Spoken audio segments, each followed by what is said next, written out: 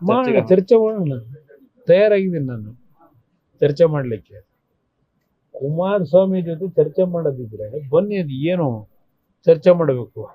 ನಿನ್ನೆ ರೈತರು ಬಂದು 20 ಜನ ಭೇಟಿ ಮಾಡಿದ್ರಲ್ಲ, ನಿಮ್ಮ ನ್ಯಾಷನಲ್ ಕಾಲೇಜು. ಆ ಕಾಲೇಜ್ ನಡೆ ಬರಬೋ ಗೊತ್ತು. ಅದು ಎಷ್ಟು ಜನಕ್ಕೆ ಟೋಪಿ ಹಾಕಿ ಇದನ್ನ ಸೃಷ್ಟಿ ಮಾಡಿ ದಾಖಲೆಗಳನ್ನ ಆ ಕಾಲೇಜ್ ಕಟ್ಟೋರ ಪಾಪ ನಿಲ್ತಿದೆ ಅಲ್ಲಿ. ನಾವೇನು ಆ ಕೆಲಸ ಮಾಡಿಲ್ಲ. ಆ ರೀತಿಯ ದೌರ್ಜನ್ಯ ಮಾಡಿ ಸರ್ಕಾರದ ಭೂಮಿನ ನಾವಿವತ್ತು ಅದೇನೋ 4 ಎಕರೆ ನಡೀತಾ ಇದೆಯಲ್ಲ ನಮ್ದು, ಇನ್ನು ಅದು 40 ವರ್ಷದಿಂದ ತಗೊಂಡಿರ್ತಕ್ಕಂಥದ್ದು. ಆ ರೀತಿ ನಾವೆಂದೂ ಮಾಡಿಲ್ಲ.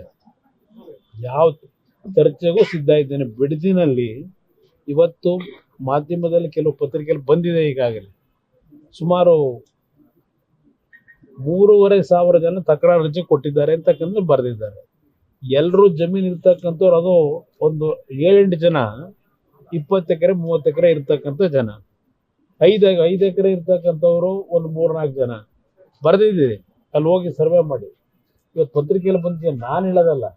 ಅದ್ರ ಜೊತೆಗೆ 5 ಗುಂಟೆ 10 ಗುಂಟೆ 20 ಗುಂಟೆ ಜಮೀನು ಇಟ್ಕೊಂಡು ತರಕಾರಿ ಬೆಳೆದು ಹಸುಗಳು ಸಾಕೊಂಡು ಜೀವನ ಮಾಡ್ತಾ ಇರ್ತಕ್ಕಂಥ ಆ ಕುಟುಂಬಗಳನ್ನು ಬೀದಿಗೆ ತಗೊಂಡೋಗಿ ಆಗ್ತಕ್ಕಂಥದ್ದಕ್ಕೆ ಮೌನವಾಗಿರ್ಬೇಕ ನಾನು? ನನ್ನ ಕಾಲದಲ್ಲಿ ಅವತ್ತು 2006ನೇ ಇಸ್ವಿದು ನಾನು ಹೇಳ್ತಾ ಇದ್ದೇನೆ ಸಾರ್ವಜನಿಕವಾಗಿ. ಅವತ್ತಿನ ನನ್ನ ಕಾರ್ಯಕ್ರಮ ಬೇರೆ ಇದ್ದಿದ್ದು. ಇವ್ರು ಮಾಡಕ್ ಕೊಟ್ಟಿರೋದು ಯಾವ ಕಾರ್ಯಕ್ರಮ ನಾನು ಇವತ್ತೇನು ಹೇಳ್ತಾ ಇದ್ದೇನೆ. ಮೊನ್ನೆ ಹೇಳದ್ನಲ್ಲ, ಮೊದಲು ಹೇಳಿದ್ರು ಸುಮಾರು 2,000 ಎಕರೆ ಭೂಮಿ ಸರ್ಕಾರಿ ಭೂಮಿ ಇದೆ ಅಂತ ಹೇಳಿ. ಅದು 760 ಎಕರೆಗೆ ಹೇಗೆ ರಿಡ್ಯೂಸ್ ಆಯ್ತದು? ಭೂಮಿ ಎಲ್ಲೋಯ್ತು? 2,000 ಎಕರೆ ಸರ್ಕಾರಿ ಭೂಮಿ 700 ಚಿಲ್ಲರೆ ಎಕರೆಗೆ ಯಾತಿಗೆ ಕಡಿಮೆ ಆಯ್ತು? ಅದು ಯಾವ ರೀತಿ ಆ ಭೂಮಿನ ಇವತ್ತಿನ ಅದೇ ಎದುರ್ಕೊಂಡು ಹೊಡೋಯ್ತಾ ಇಲ್ಲ ಆದ್ರು ಶಿವಕುಮಾರ್ ಬದ್ದವ್ರೆ ಅಂತ ಹೇಳಿ ಎಲ್ಲಿ ಕಳಿಸಿದ್ರಿ ಆ ಭೂಮಿಯ ಮಾಹಿತಿಗಳನ್ನ? ದಾಖಲೆಗಳು ಯಾರ ಪರವಾಗಿ ಹೋಯ್ತು? ಚರ್ಚೆ ಮಾಡೋಣಂತೆ. ಸರಿಯಾಗಿದೆ. ಇವತ್ತು ಅಖಂಡ ಶ್ರೀನಿವಾಸ ಮೂರ್ತಿ ಅವ್ರ ಮನೆಯವ್ರಿಗೆ ಹೋಗಿದ್ರಿ.